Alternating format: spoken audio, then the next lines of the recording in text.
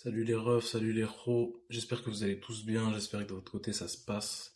Pour ceux Q4, c'est fin d'année. Pour ceux qui ont un biz qui tourne ou qui sont en train de lancer un shop. Ça fait super longtemps que j'ai pas enregistré. En ce moment, j'ai pas le temps du tout. Et là, j'avais un peu de temps et je me suis dit pourquoi pas. J'avais des choses à exprimer. Donc je me suis dit pourquoi pas faire un petit enregistrement audio comme ça, à la va-vite, de 5-10 minutes pour exprimer quelques pensées. Donc je fais cet enregistrement audio par rapport à un thread que Mo a fait hier sur Twitter. Je vous mettrai ça dans la description. Du coup, j'avais quelques pensées à exprimer sur ceux qui veulent débuter, ceux qui veulent commencer. Donc, c'est la majorité des personnes qui me suivent sur Twitter. Et je me disais, en fait, c'est la partie la plus surévaluée.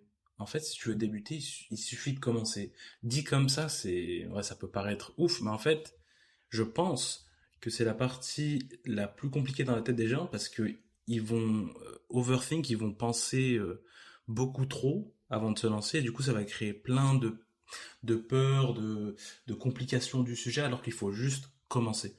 Il y a aussi un truc, c'est que là, je vois des gens, par exemple, qui prennent des infos de partout, qui prennent des formations, qui lisent des trades, etc. Ils se font des listes sur Notion et tout. Et en fait, c'est pour si tu débutes et que t'as rien fait, c'est pas comme ça qu'il faut commencer. Il suffit tout simplement de commencer et ensuite d'apprendre ou simultanément de commencer et d'apprendre. Parce que je sais pas si ça vient des cours ou de l'école, mais le biz, c'est pas comme les cours en fait. Tu vas pas réviser et ensuite aller passer ton examen. Ça, c'est à l'école. Mais dans un business, tu te lances d'abord, tu apprends en même temps, ou tu te lances, tu fais ta première version, même si elle est bancale, tu apprends des erreurs qu'il y a eu, tu corriges et tu fais une meilleure deuxième version, etc., etc. En fait, il faut que tu comprennes qu'on s'en fout de la qualité de ton premier essai. C'est juste le fait de commencer, ça va créer une dynamique. Faut juste pas se décourager parce que bien sûr, dans la plupart des cas, tu vas pas avoir des résultats dès le début. C'est la plupart. Par exemple, moi j'ai un pote qui s'était lancé sur le drop. Je l'ai laissé intentionnellement se casser la gueule sur la première boutique pour qu'il se rende compte plus tard comment c'était de la merde et qu'il y ait une sorte de marge de progression. Et du coup, les gens ils se disent mais où commencer? Ok, je veux commencer, vas-y maintenant là, je veux commencer, mais qu'est-ce que je fais en fait? Et là, je suis d'accord que ça peut être étourdissant, en fait, il y a tellement de choses. Peu importe en fait. T'as pas, tant que tu fais une activité qui génère de l'argent, peu importe comment.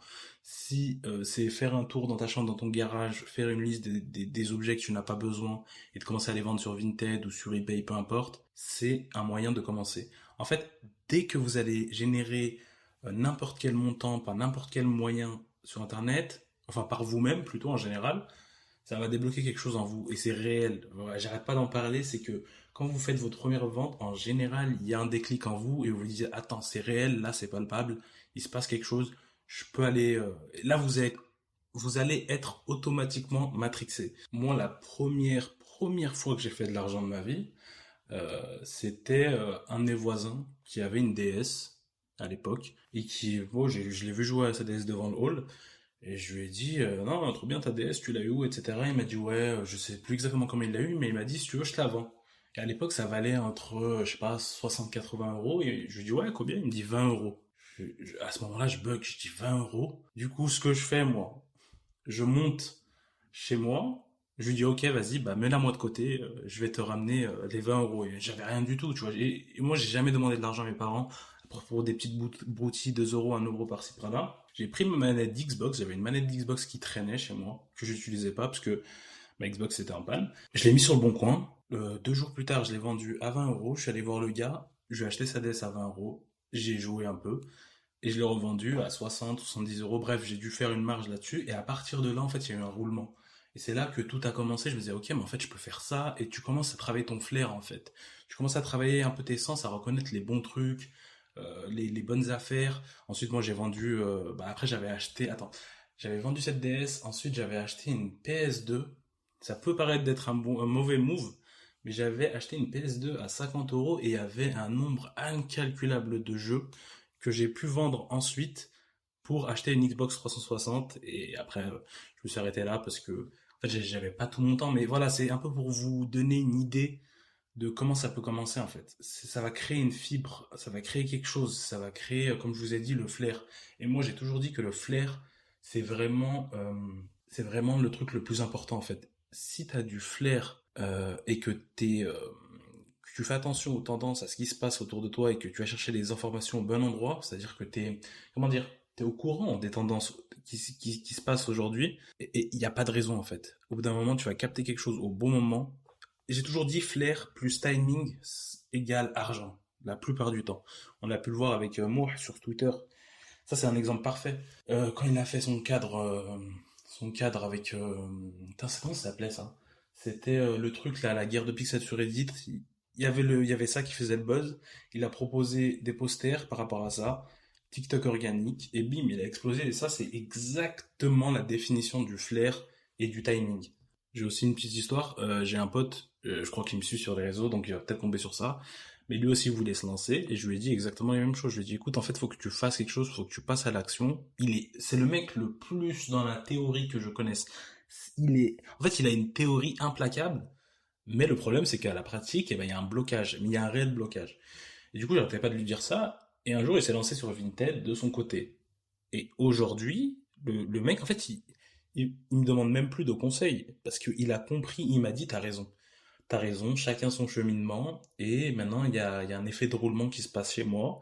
Je commence à comprendre des choses, je commence à capter les opportunités plus tôt, etc. Et limite, c'est moi qui ai envie de lui dire, alors qu'est-ce qui se passe de ton côté? Tu vois, il fait son truc tout seul et les choses se passent pour lui. Et dernière petite pensée pour ceux qui veulent se lancer dans l'e-com, la plupart des gens qui me contactent pour se lancer dans l'e-com, directement, dès qu'ils veulent rentrer dans la technique, les premières questions qu'ils posent, c'est ouais, c'est par rapport à Facebook Ads, TikTok Ads ou peu importe. Et du coup, j'ai compris d'où vient cette obsession. En fait, c'est les formateurs vont souvent te parler de Facebook Ads, les gens sur Twitter, etc. Parce que bien sûr, c'est une des meilleures manières pour commencer. Facebook, l'algorithme est surpuissant.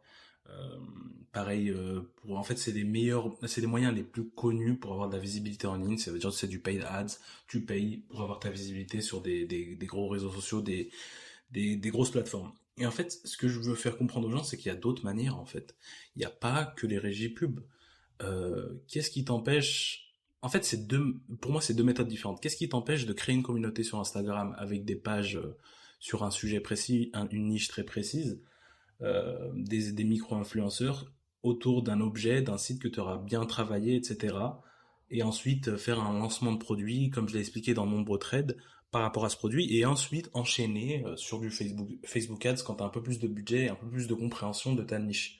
Qu'est-ce qui t'empêche en fait? Bien sûr, ça va prendre plus de temps, mais crois-moi, si tu lances une boutique en organique ou d'un autre moyen, déjà il y a plus de chances qu'elle dure plus longtemps sur le temps, c'est prouvé. Moi, la plupart de mes lancements de boutique, je les ai fait en organique sur Instagram, surtout Instagram à l'époque. Et à la fin, ces boutiques, elles me font 6 mois, 1 an et demi. Ça dure longtemps parce que tu crées une sorte de proximité. En fait, tu prends ton temps, tu crées une proximité avec tes clients, avec la communauté et avec la niche, et comment dire, tu prends ton temps pour mieux comprendre aussi ton produit, etc. Et quand tu arriveras sur les régies de pub, tu vas pas jeter ton argent comme un mongol. Tu auras déjà des feedbacks sur quelles vidéos ont mieux marché sur ton profil. Merde. Tu connaîtras mieux ton business tout simplement. Après, bien sûr, le bémol, c'est que ça prend plus de temps. C'est moins sexy à entendre.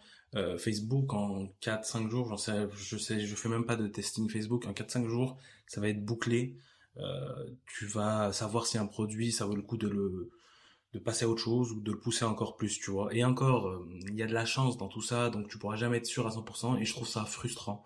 Moi, personnellement, je taffe mes boutiques, mes idées, mes produits d'une manière différente. C'est-à-dire que je vais comprendre, par exemple, je sais pas, moi je vends de la déco pour de la maison, je vais aller sur Instagram, je vais comprendre la niche, je vais comprendre c'est qui les plus gros acteurs dans cette niche, je vais commencer à me faire un compte, je vais follow, je vais liker et interagir avec les gens dans cette niche.